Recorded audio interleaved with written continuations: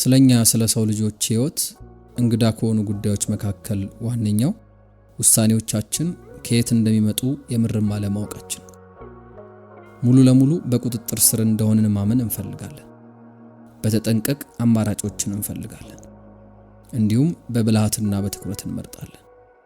ነገር ግን በጥልቀት አተኩራችሁ ከተመለከታችሁ ውሳኔዎች በድንገት እንደሚመጡ ማስተዋል ትችላላችሁ። አላይደል እንደ ስቅታ ነው የሚመጡት። ወደ ግንዛቤያችን ብቅ ይላሉ። እንዴት እንደመጡ እንኳን በሚገባ ሳናስተውልና ሳንረዳው ነው ቅርጹ የሚይዙት። ለዛም ነው ብዙ ሰዎች ከውሳኔ መስጠት ጋር በተያያዘ ጥልቀት ያለው ጭንቀት የሚሰማቸው።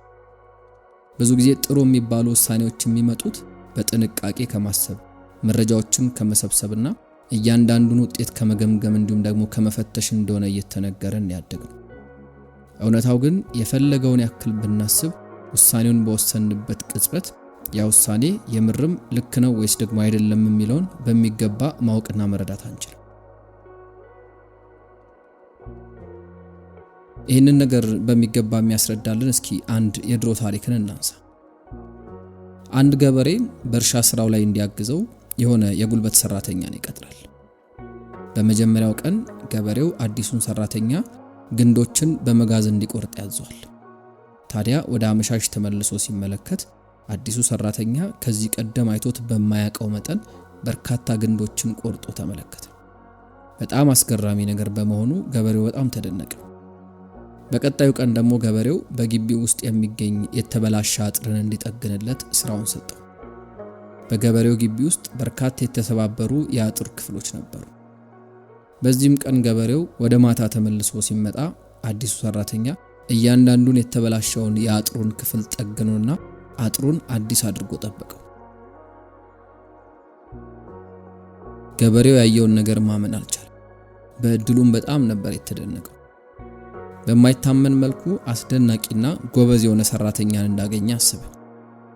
በሶስተኛው ቀን ግን ገበሬው የሆነ ለየት ያለ ስራ ሊሰጠው ወሰነ። ቤቱ ውስጥ ወደሚገኝ ምድር ቤት ወሰደውና በቅርቡ የተሰበሰበ የድንች ክምርን እያሳየ የሚሰራውን ነገር በግልጽ አስረዳው። እነዚህን ድንቾች በሶስት ክፍል ከፋፍለ እንድታስቀምጥልኝ እፈልጋለሁ። ጥሩ የሆኑትን ለሽያጭ እንዲበቁ አድርገህ ለይልኝ፣ መካከለኛ የሆኑትን ደግሞ ቀጣይ እንድንተክላቸው ለይልኝ፣ እንዲሁም ደግሞ መጥፎ የሚባሉትን ደግሞ የሚወገዱ ናቸው ብለህ ለይልኝ አለውና ገበሬው ሰራተኛው ስራውን እንዲሰራ ትቶት ከምድር ቤት ወጣ። ወደ ማታ ገበሬው እቤቱ ቁጭ ብሎ ሳለ ሰራተኛው በደረጃ ወደ ላይ በመውጣት ለገበሬው ስራውን እንደበቃውና ስራውን ማቆም እንደሚፈልግ ነገር። ያልጠበቀውን ነገር የሰማው ገበሬውን በጣም ተደናግጦ እኔ በህይወት ያየሁት ምርጡ ሰራተኛ አንተ ነህ፣ ደሞዝህንም ከፈለክ በደንብ ጨምርልሃለሁ፣ አንተ እንድትቆይ የፈለከውን ነገር ነው ማድረገው እያለ ተማጸነው። ነገር ግን ሰራተኛው ጭንቅላቱን እየነቀነቀ በቀረበለት ሐሳብ እንደማይስማማ ገለጸ። ግንዶቹን መቁረጥ ኖርማል ነበር፣ አጥሮችንም ማስተካከል ያን ያክል አያስቸግረኝም፣ ነገር ግን ይሄ የድንች ቢዝነስ አይሆንም፣ ከአንድ ውሳኔ ወደ ሌላ ውሳኔ እየዘለልክ ነው፣ ያንን ደግሞ በፍጹም ልቀበልና ልቋቋመው አልችልም ሲል መለሰ። ይሄ ታሪክ እንግዲህ በጣም የሚያዝናና ነው፣ ነገር ግን ስለ ሰው ልጅ አእምሮ ጥልቀት ያለውን ነገር ደግሞ የሚገልጥልን ነው። የጉልበት ስራ እጅግ አድካሚ የሆነ ስራ ሊሆን ይችላል። ነገር ግን የአእምሮ የጉልበት ስራ በተለይም ደግሞ ውሳኔ የመወሰን ስራ በጣም አድካሚና ኢነርጂን የሚበላ ነገር ነው።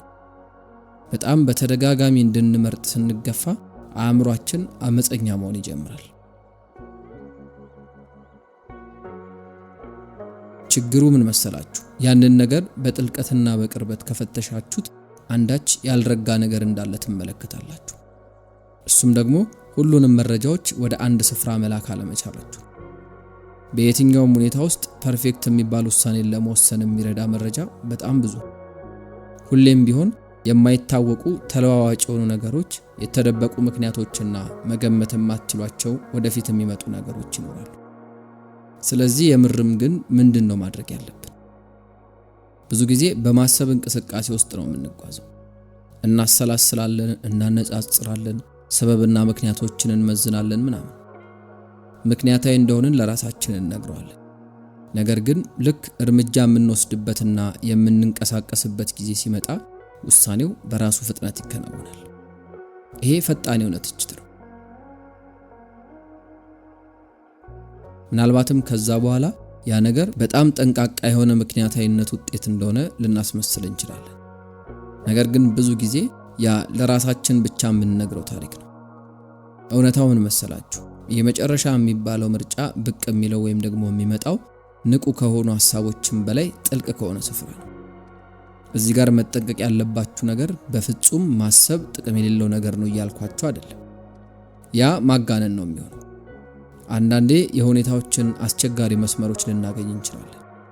አንዳንዴ ምክንያታዊ የሆነ አስተሳሰብ ወደ ተሻለ ምርጫ የሚመራን ነገር ነው የሚሆነው።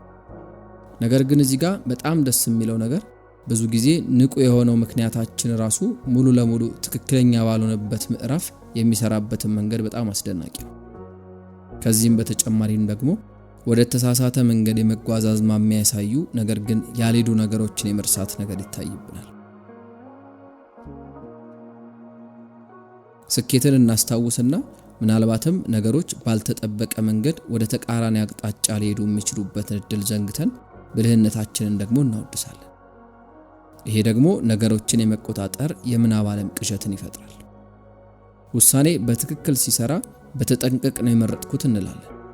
በተቃራኒው ውሳኔ ሳይሰራ ሲቀርና ነገሮች ሲፈራርሱ ከዛ በተሻለ ጥንካሬ ማሰብ ነበረብኝ እንላለን። ነገር ግን እውነታው አብዛኛው የሚሆኑ ነገሮች የሚያርፉት ከኛ ቁጥጥር በላይ ነው።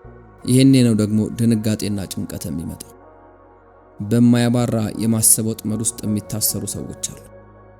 እያንዳንዱ ሊሆኑ ይችላሉ ብለው የሚያስቧቸውን ውጤቶች በምናባቸው ይስራሉ። መሆን አለባቸው እንዲህ ቢሆኑ የሚሏቸውን ወይም ደግሞ ላይሆኑ የሚችሉ ነገሮችንም ጭምር እያሰቡ ይጨነቃሉ። እነዛ ሰዎች ብዙ ጊዜ አብዝተው የሚያስቡ ሰዎች ናቸው ይባላሉ። ነገር ግን የተሻለ የሚሆነው ቃል ጭንቀታሞች ናቸው የሚለው ነው። አላደል ልክ የትኛውም ጦርነት ድንገት ሊመጣ ይችላል በሚል ሁሌ ዝግጁ እንደሚሆኑ ወታደር ናቸው። ከነሱ ቁጥጥር በላይ ስለሆኑ ነገሮች አብዝተው ያስባሉ። ሁሉም አይነት ሪስክ በስኬታቸው ላይ ጣልቃ ሊገባ የሚችል የትኛውም ነገር ያሳስባቸዋል። የእንደዚህ አይነት አስተሳሰብ አስከፊው ነገር ወደ ተሻለ መስመር የሚመራበት እድል በጣም ጠባብ ነው። በተቃራኒው ብዙ ጊዜ ይሄ መስመር ፓራላይዝ ወደ ማድረግ ነው የሚወስደው። ውጤቶችን መቆጣጠር ላይ አብዝታችሁ ባተኮራችሁ ቁጥር ወደ ተግባር መግባትን የሚፈራ ሰው ነው የምትሆኑት። እናም እርምጃችሁን ስትጀምሩ ደግሞ በጥርጣሬ ትሞላላችሁ። ውሳኔው ቢሰራም እንኳን በፍጹም ሰላም አይሰማችሁ። ወዲያውኑ ይሄ ነገር እድል ነበር፣ አጋጣሚ ነበር ወይም ደግሞ ጊዜያዊ ስኬት ነው ብላችሁ ታስባላችሁ። ይሄ ነገር የሚገልጥላችሁ ደግሞ አንዳች ምቾት የማይሰጥ ነገር ግን ግልጽ የሚያወጣ እውነትን ነው። ይሄ ነገር ከውስጣዊ ስሜት፣ ከልምድ ድግግሞሽን ከማወቅና በድብቅ የአእምሮ ክፍል ከሚካሄድ ፕሮሰስ ነው የሚመጣው። አእምሮአችሁ ያለማቋረጥ መረጃዎችን ይመጣል። የእናንተን ፍቃድ ሳይጠይቅ ትችቶችን ይፈጥራል። ልክ ውሳኔ ሲመጣ ብዙ ጊዜ የዚህ ጥልቅ ፕሮሰስ ውጤት ነው የሚሆነው። ድንገተኛ ይመስላል፣ ምክንያቱም ሲሆን ወይም ደግሞ ሲፈጠር አላያችሁትም። እያንዳንዱን በንቃት የሚወሰን ውሳኔን ለመቆጣጠር መሞከር ማለት የልብ ምታችሁን በሆነ ማንዋል ለመቆጣጠር እንደመሞከር ነው። አብዝታችሁ ጣልቃ በገባችሁ ቁጥር የበለጠ ኢተፈጥሯዊና አድካሚ እየሆነ ነው የሚመጣው። ለዚህ ነው እኮ ውሳኔ መወሰን ከባድ እንደሆነ የሚሰማን። የሌለንን እርግጠኝነት እንዳለን እንድናስመስል ይጠይቀናል። ያለ ግልጽነት ኃላፊነትን ይጠይቀናል። ያ ድንቾችን ድርድር ሲባል ስራ የለቀቀው ሰራተኛ ስራው ለጉልበቱ ከባድ ስለነበረ አይደለም የለቀቀው። ይልቁኑ ስራውን የለቀቀው ግልጽ የሆነ ህግ ሳይኖር ስራው ተከታታይ የሆነ ትችትን ስለሚፈጥር ነበር። እያንዳንዱ ድንች በጣም በትንሹ ነበር የሚለያይ። እያንዳንዱ ምርጫ አሻሚ ነበር። ግልጽ የሆነ ትክክለኛ መልስ አልነበር። ህይወትም እንግዲህ ልክ ድንች እንደሞላው እንደዛ ምድር ቤት ነበረች። በርካታ ነገሮችን ወደ ሆኑ መደቦች እንድናስገባ እንጠየቃለን። ትክክልና ስህተት፣ መጥፎና ጥሩ፣ ሴፍና ሪስክ ያለው ምናምን። ነገር ግን እነዛ ድንበሮች ግልጽ አይደሉም። እያንዳንዱ ውሳኔ ደግሞ የስሜት ሸክምን ተሸክሟል። ይህንን በሚገባ መረዳት መቻል ጭንቀትና ፍርሃትን ይቀንሳል። ያንን ከተቀበላችሁ ሁሉንም ነገር ማወቅ አትችሉ። ሁሉንም ውጤት መቆጣጠር እንደማትችሉ ይገባችኋል። ከራሳችሁ ፐርፌክት የሆነ ነገርን መጠየቅ ታቆማላችሁ። በፍርሃት ሳይሆን በድፍረትና በሰዋዊነት አክት ማድረግ ትጀምራላችሁ። አሁንም ታስባላችሁ፣ አሁንም ትዘጋጃላችሁ። ነገር ግን አብዝቶ ማሰብ እርግጠኛ ለመሆንን ይቀንሳል በሚል የምናብ ዓለም ቅዠት ራሳችሁን ቶርች ማድረግ ታቆማላችሁ። አክት የምታደርጉት ቅጽበቶች ሲመጡ፣ ውጤቶች ከናንተ ሐሳብ በላይ በሆኑ ኃይሎች ላይ ሼፕ እንደሚደረጉ አምናችሁ ትቀበላላችሁ። ይሄ ማይንድ ሴት ቸልተኛ ወይም ደግሞ ኬርለስ ሰው አይደለም የሚያደርጋችሁ፣ ይልቁኑ እውነተኛ ሰው ነው የምትሆኑት። በሚያስገርም ሁኔታ ቁጥጥርን እንዲሄድ መፍቀድ የበለጠ ውጤታማ ያደርጋችኋል። ደንዝዞ መቆምን ታቆማላችሁ። እያንዳንዱ እርምጃችሁ ላይ ግምትን ማስገባት ታቆማላችሁ።